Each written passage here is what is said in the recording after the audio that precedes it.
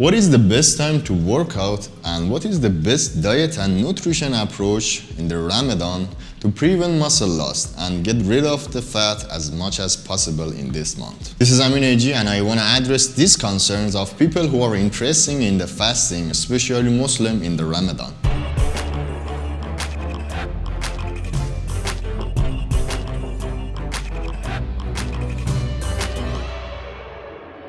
Fasting from sunrise to sunset is a part of the Islam.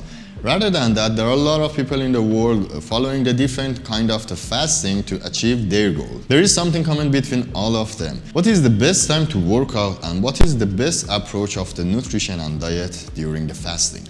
From my point of view, working out in the fasting state is not good at all because of three reasons. One, during the workout you're gonna sweat and you will lose a lot of water along with the minerals and you cannot replace those lost. Secondly, your body glycogen stores have been depleted and you don't have that much glucose in your bloodstream as a source of energy, and it's gonna affect negatively in your performance during the workout. And third reason is the amino acid level of your blood is minimized during the fasting. Long story short, your body is more in the catabolic state than the anabolic.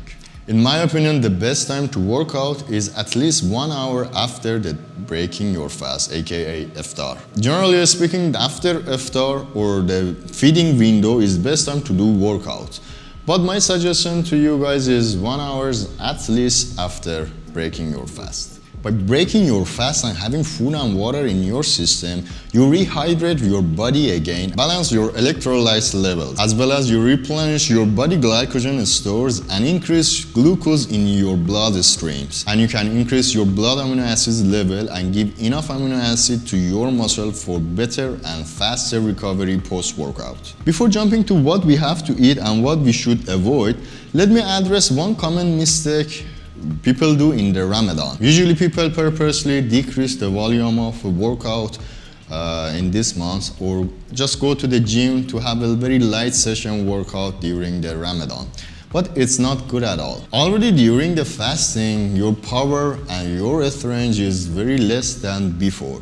And if you add light workout session on top of that, you won't get any anabolic benefit out of your workout session. But it doesn't mean if you cannot overcome your previous weight or record, you're doing wrong. No, I mean you have to go to the gym seriously and do your best at the gym. There is big difference between workout volume and the way you move, which I will cover in the other video, but keep your volume high, do your best. I have a suggestion for those who are pro. In this month, Ramadan and fasting, don't go to the failure. Just keep your volume high, not failure. The most important things in this month is nutrition. I suggest you have at least 3 high protein meals in your feeding window, iftar to Sahar. If you don't want to lose your gain and muscle during the Ramadan, you have to pay special attention to your total protein intake during a day. My suggestion is at least have 2 grams of protein per kg of your body weight. For example, if you are 80 kg, at least during a day you have to consume 160 grams of protein.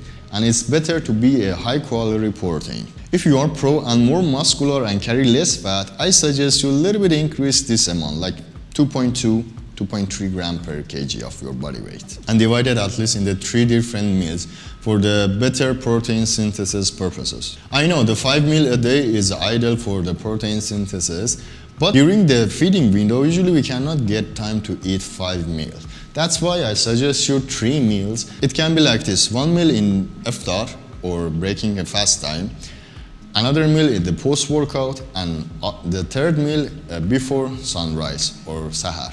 Let's look at the details of these meals. What is the best nutrition when you want to break your fast or iftar? I suggest you to use fast digest protein sources, and one of the best is whey protein powder. Because you came out of long fast and your body amino acids level is very low and we want to level it up as soon as possible. So having, for example, red meat in iftar is not good choice because simply it takes a lot of time to digest and absorb and release the amino acid in your bloodstream. The whey protein powder is one of the best options you have, but for those who don't want to use supplement, I suggest use the egg, especially egg white. About the carbs, I suggest you use simple and complex carbs together. Simple carbs because it gives you the instant energy that you need for your workout. But the point is you shouldn't use high sugary food, sweets, or generally junk food. Instead, you have to use something like dates, banana, or other nutrition food. Besides that, the energy they give, they provide the good enough mineral and vitamin to your body. Drink a lot of water and keep your body hydrated all the time. About fat, I'm not agree to use fat in this meal because simply fat will slow down your digestion. Try to have a small meal in iftar that give you enough protein and carbs as energy, but don't make you heavy. If you eat a lot when you want to break your fast, you know that fatigue after the heavy meal won't allow you to go to the gym and do your best at the gym. That's why I suggest you have a small meal but good enough protein in that. Then go to the workout, do your workout, and come back and have whatever you want to eat. In the post-workout, you can eat whatever you want. Just remember that you have to keep your protein high, and you can put fat in the post-workout meal. It's okay, doesn't matter. Let's jump into the Sahar, or before sunrise, or end of your feeding window, that meal. You should act exactly opposite of what you have done in iftar. For protein, you have to use slow digest protein like casein, red meat, or other protein source of that takes a lot of time to digest. About the carbs, I suggest you use complex carbs along with a lot of fiber. And in this meal, you have to use fat, healthy fat. It doesn't matter whether you want to lose fat or gaining muscle. You have to use at least around 20% of your total calorie from fat. Fat is essential for your immune system. Fat is essential for your skin, hair, your hormonal balance, and lots more. So you have to use fat, healthy fat.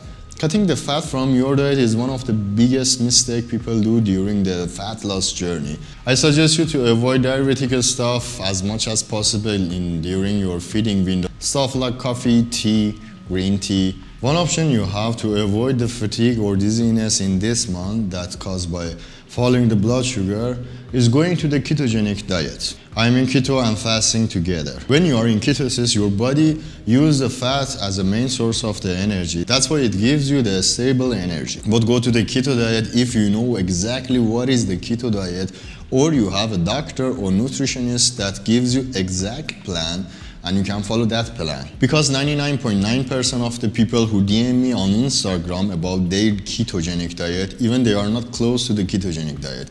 They just add up more fat in their diet and just avoid the simple sugar, some special simple sugar. But they are not in the ketosis at all. And it's dangerous for them. I don't want to talk about the keto in this video. These are my suggestions about the Ramadan or fasting. I have a lot more practical stuff to share with you guys, and I'm sure it's gonna be useful to you guys to execute in your life to achieve your goals. Subscribe to this channel if you want to know more about the modeling lifestyle, fitness, and how you can maintain your body as a model. See you soon.